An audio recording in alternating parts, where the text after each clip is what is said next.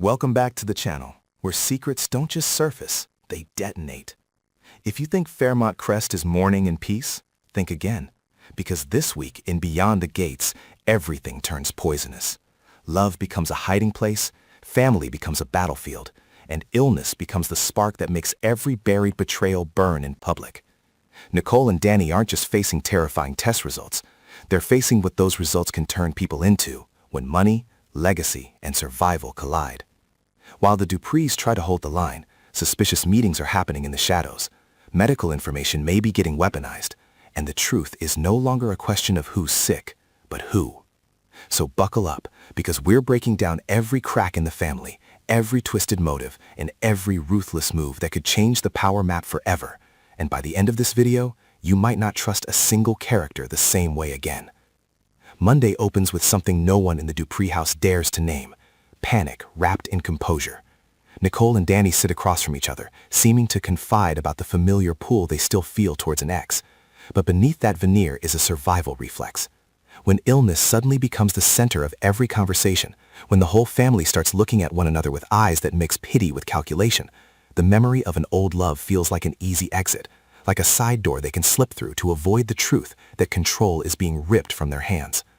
The more Nicole talks about that attraction, the more she feels anger rise against herself, because she realizes what she is clinging to isn't exactly love, but the sensation that she still gets to choose, that she can still decide something in a week when every decision is under threat. Danny is different. Her anger is sharper, hotter, because she hates feeling weak, hates having to admit that when crisis hits, she still craves an old flame the way someone craves a shield.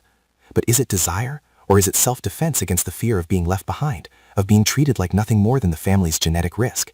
And if they're using an axe as anesthesia, who will be the first to wake up and stare straight into the truth that sickness and money are turning every relationship into a battlefield? Elsewhere, Chelsea goes to Madison for medical advice, but she doesn't carry herself like someone who is simply checking to the... Something is hidden beneath her swollen, exhausted eyes, a rigid tension, as if she is carrying a result she hasn't dared to read a second time. If it involves the baby and Tomas, then why does Chelsea look like she's bracing for war instead of an exam? Is she afraid of a condition, or afraid of a secret that will give Tomas a reason to leave her, or worse, a reason to doubt the baby? That same morning, Kat wakes up with a heaviness that feels like someone stripped her of sleep and left only a clinging discomfort behind. It doesn't feel like a mood. It feels like a finger pressing on a newly triggered memory. Kat tries to convince herself she's just exhausted from everything surrounding Anita, from family pressure and the whispers that slither through Fairmont Crest. But the harder she tries to brush it off, the more an unnatural anger surges up. Angry at being underestimated, angry that people assume she is strong enough not to need care, and angry because she may have stumbled into something filthy. Ted may have spent the night with Shanice while everyone else was still gripping the illusion of family. If that's true, then when did this betrayal begin? And is it tied to something deeper? Something involving Derek? Something involving power inside the Dupree house? Or is it simply selfishness disguised as professional help?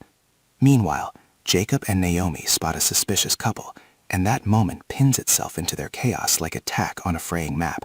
They're already exhausted from guessing who's telling the truth, who's performing, who's waiting for the Duprees to weaken so they can grab their share. Seeing two figures too close together in a situation that shouldn't exist, Jacob immediately thinks of Joey and Leslie, because only those two names can make your skin go cold from a distance. Naomi is even more sensitive.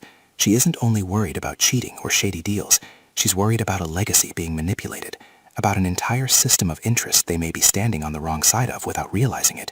If it really is Joey and Leslie meeting, what are they exchanging? A carve-up appointment? A plan to strike at Anita's weakness? Or a way to turn black into white inside medical files that should be untouchable? Tuesday shifts the color of Fairmont Crest when Anita receives an unexpected visit from an old... The label sounds harmless, but in Anita's eyes there's a restrained flash of resentment, as if the past has walked into her house without knocking. The meeting turns tense because Anita understands. People don't show up at a time like this just to ask how you're doing. They show up to collect, to resurrect, to threaten to dig up secrets that were buried for a reason. If this truly is a witness from her past, what do they have in their hands? A slip of paper, a photograph, a file that was once handled to protect the Dupree name. And if that secret involves Danny's biological father, what does Anita choose? preserve the wall the family has built for years, or endure collapse so Danny can finally know the truth. In the middle of this storm, Vanessa receives terrible news, and the despair drives her to make a demand of Joey, a demand that sounds like a plea for rescue and a blade at the throat of whatever is left of their bond. Vanessa no longer has the patience for half measures. She is furious that she has had to live in the shadow of negotiations Joey always turns into power. Does she want to save what they have or destroy it? And if this is her final condition, will Joey bend because he still feels something, or because he sees a bigger advantage in Vanessa becoming dependent? Meanwhile, Eva and Isaiah grow closer, and that closeness stings like salt in an old wound.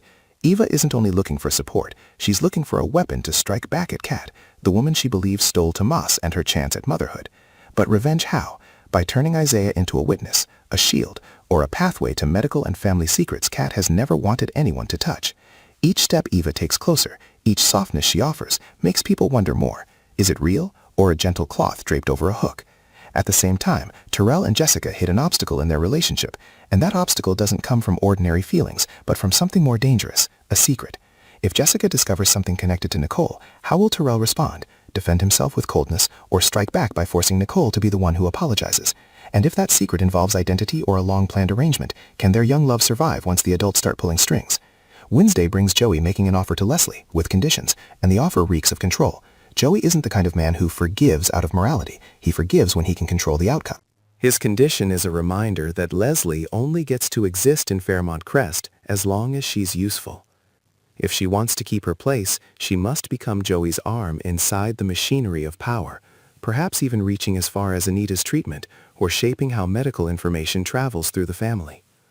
What is Joey really holding? A doctor? A file? A system that can be adjusted with a single call? And will Leslie resist or surrender to survive? That same day, Shanice confesses something interesting to Ashley, but that kind of interesting is gasoline poured onto embers. If Shanice admits she was intimate with Ted while Ashley was caring for Derek, then this isn't just emotional betrayal, it's humiliation aimed at silent sacrifice. Ashley may not explode immediately, but her anger will turn cold, sharp, and enduring, because she understands the worst betrayal isn't one night, it's doing it when you know someone else is collapsing from exhaustion. And if Ted did spend the night with Shanice, who is he running from? Anita's illness, family duty, or his own image of the decent man he wants everyone to believe he is? Vernon appears again with advice for Danny, wrapped in the calm authority of a father, but Danny hears it as pressure disguised as wisdom. She is enraged because she feels guided, cornered, expected to stand on Vernon's side in the coming inheritance war, as if love is just another vote. Danny hates how Vernon turns fear into obligation, for the family into handcuffs. At the same time, Samantha is tormented by guilt while Nicole clashes with Tyrell over an upcoming family event. That guilt isn't vague regret, it has the weight of a truth trying to break through.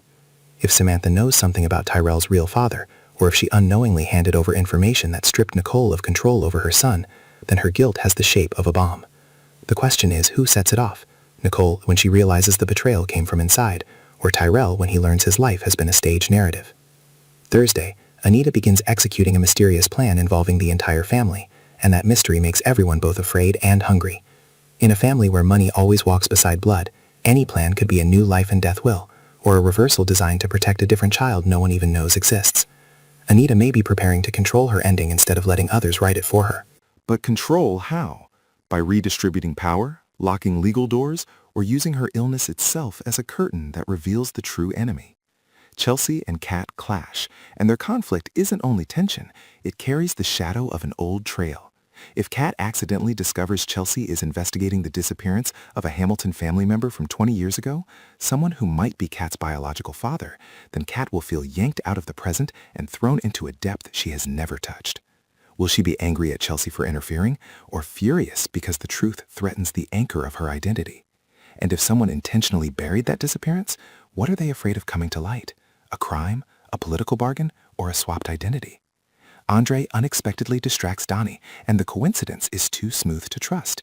If Andre was hired to pull Donnie away from the hospital corridor at the exact moment test results were being delivered, what does the person paying him want?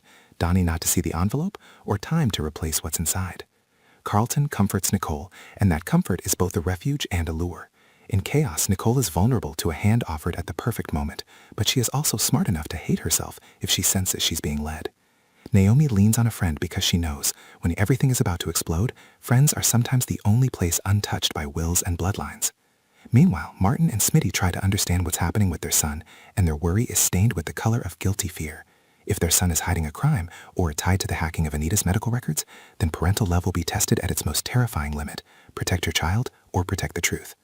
And if medical files can be tampered with, who is safe in Fairmont Crest when life and death can be negotiated like a contract? Friday is the day everything drops like an axe. Anita begins treatment, but even that doesn't extinguish suspicion. Some start asking whether she is truly ill, or whether she's playing the sympathy card to manipulate Donnie and Vernon into a larger objective, something only someone facing death would dare attempt. Donnie and Nicole receive their test results, and that moment isn't only fear of illness, it's fear of betrayal inside truth itself. If one of them gets the real result and the other gets a swapped one, who has the power to touch something that confidential?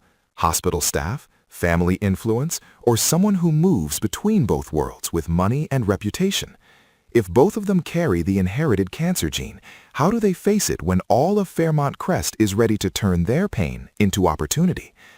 Jacob and Andre worry about their wives, but that worry may also be fear of secrets surfacing, fear of a past chain snapping tight around the present. Are they scared for health or for the exposure of what they once hid? And the final blow comes from Martin when he delivers bad news to Vernon. What is that news? A sign of an approaching death, or a bitter confession from the past tied to Danny that Vernon has never heard?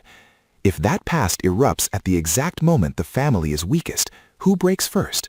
Vernon for his honor, Danny for her identity, or Nicole for realizing everything she believed was just a story written to serve power? And inside all that suppressed rage, how much is anger at others, and how much is rage at themselves for staying silent too long?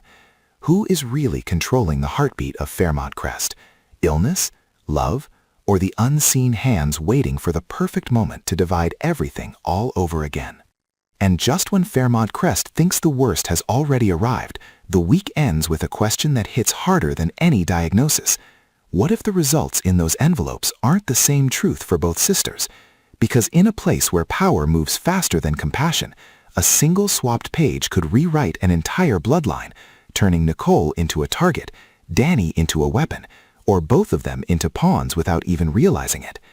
Anita begins treatment, but the timing feels too perfect, too strategic, as if sickness is being used to steer loyalties, silence enemies, and lock the family into a plan no one consented to. Meanwhile, the suspicious couple Jacob and Naomi saw may not be a romance at all. It may be a deal, one that ties Joey and Leslie to something far darker than revenge, control over what the hospital knows, what the family believes, and who gets to inherit the future. And if Martin's bad news for Vernon isn't about health, but about Danny's origin story, then the next episode won't just expose a secret, it will collapse the entire Dupree empire from the inside.